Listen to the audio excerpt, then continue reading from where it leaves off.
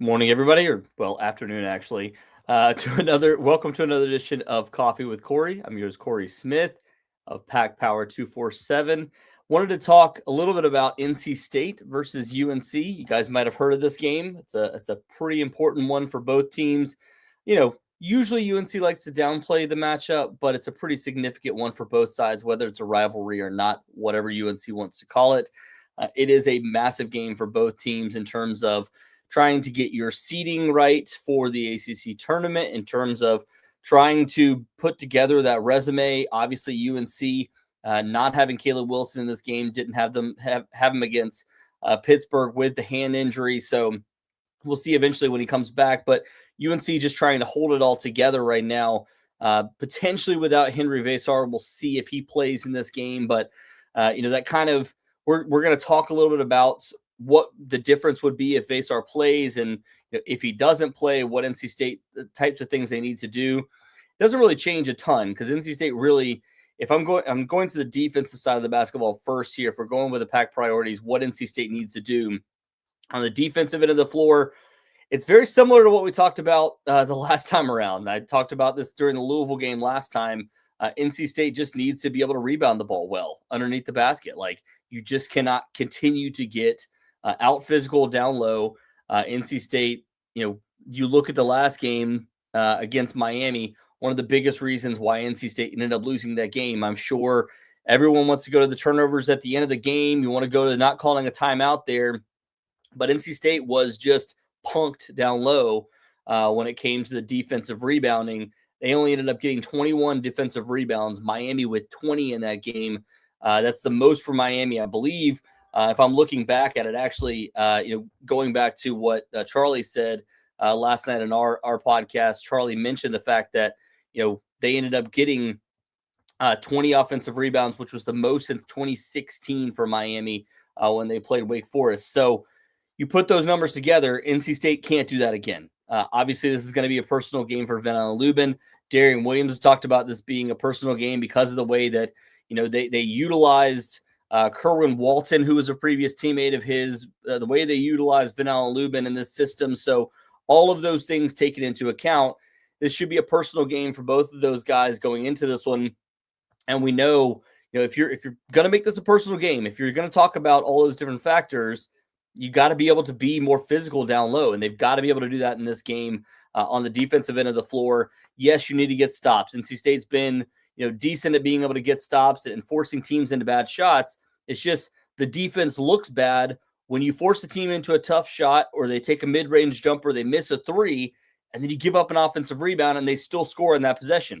Points per possession is still going to go up to 2 if they get a 2-pointer. It's still going to go up to 3 if they get a 3-pointer. But if you can get a stop, you can actually force them into a bad shot, and you can get the defensive rebound and then get back down the court and be able to finish that. It changes the way that it looks drastically for NC State.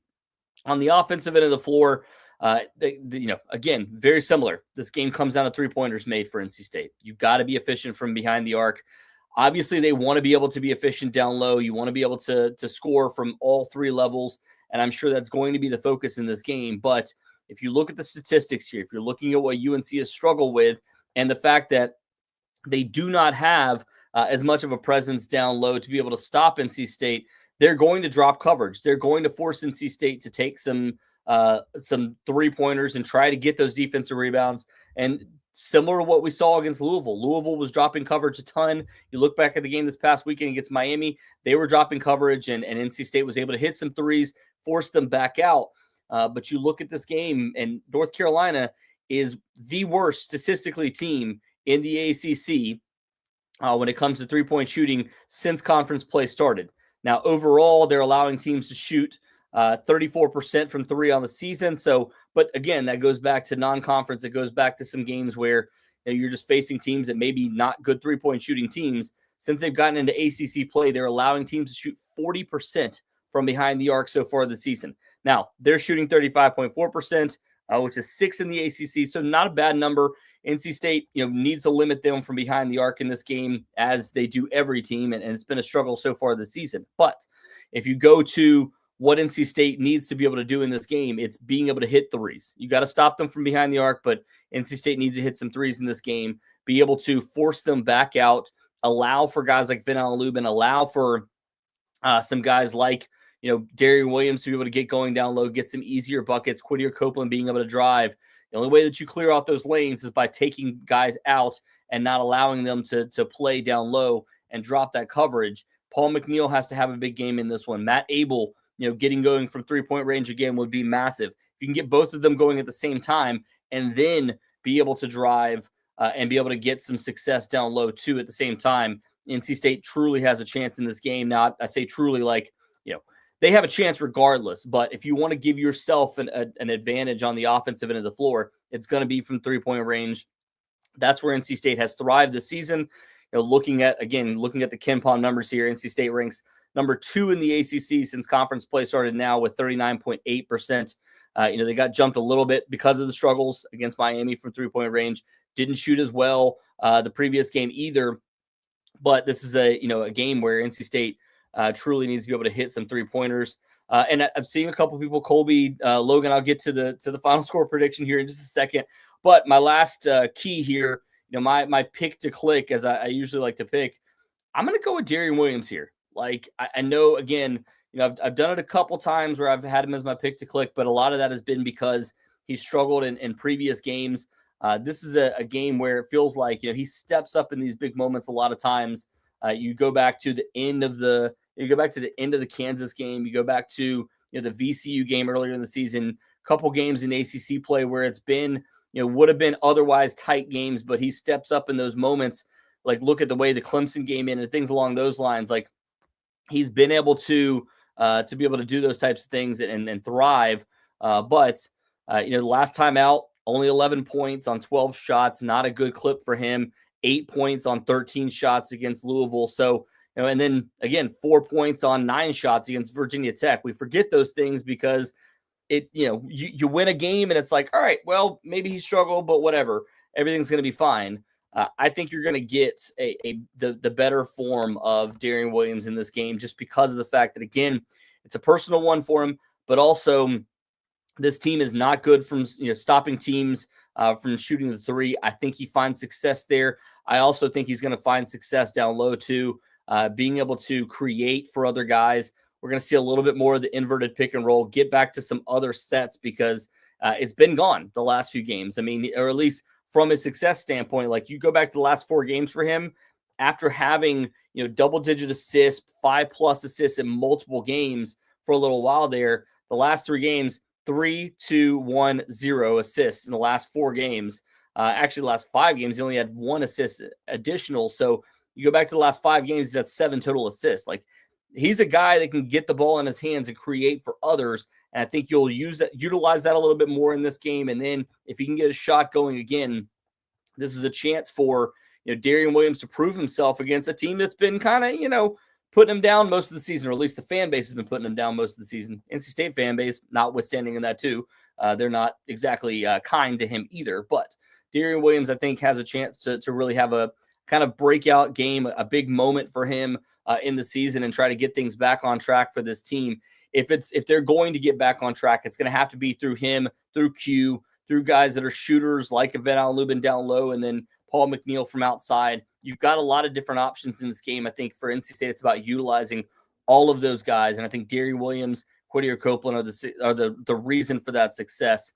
I don't think UNC has quite as good of defense without Caleb Wilson. He's a guy that leads them in nearly every statistical category.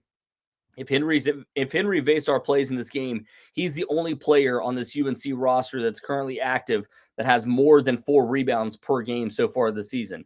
Again, Caleb Wilson eating up a ton of those, Henry Vasar eating up a ton of those, but no other player on this entire roster. Zayden High with 1.8 assists or rebounds per game. The only other guy that's even close to 4 is Jaron Stevenson and Seth Trimble, who are at 3.6 and 3.8 respectively. So, for NC State, it's about winning that rebounding battle, about doing all the things that you need to on that end of the floor to be able to create more offensive possessions and give yourself a chance to, if you're not as efficient as you need to be, still be able to finish possessions and be able to win this game outright. I'm going with the scoring prediction here, I kind of agree with where Vegas has set this one around 5.5. I wouldn't be surprised to see NC State win this game somewhere around like my prediction right now would be probably somewhere like 85 to 77, 85 to 78. I know I've gone around that number quite a few times where I think I had 81 to 55 or 81 to 80 or 81 to 75 for a previous game as well. But I think 85 to 77 is probably about where it goes. This is definitely an over type game. I think both of these teams find success offensively. NC State able to get going. That's one of the things that they've got to get over. In a lot of these games where they've lost to UNC over the years, they've gotten off to really slow starts. Have to get off to a fast start in this one. You have to go out there and prove that your offense is as good as advertised. And that's one of the issues for NC State over the last few years. So get out there, prove that this offense is as good as advertised. Guys like Derry Williams have to get in this game. Paul McNeil shooting from outside, all those different factors. And then that leads to guys like Vin Lubin being able to, be kind of lost in the mix down low. And then you can get an easy assist to him for a dunk, sit him in that dunker spot. And regardless of whether he has the height advantage or not, he can finish around the rim because of the fact that you put him in a position where he can score. So we'll see exactly what this game ends up being tonight when they tip off at 7 p.m. We'll be out there early. We'll also have post-game coverage. Obviously, we'll have a post-game podcast. Regardless of the outcome, we'll talk about it. NC State versus UNC, a big one tonight. Again, NC State favored 5.5. I believe it's 6.5 in some places. The other thing I'm going to add to this too, in the post-game podcast, the plan is to have both BG and Miles Massacola on tonight. So we'll allow them to chop it up too, and we'll have a ton of different content off of this game. But thank you to everybody for listening. We will talk to you guys again soon.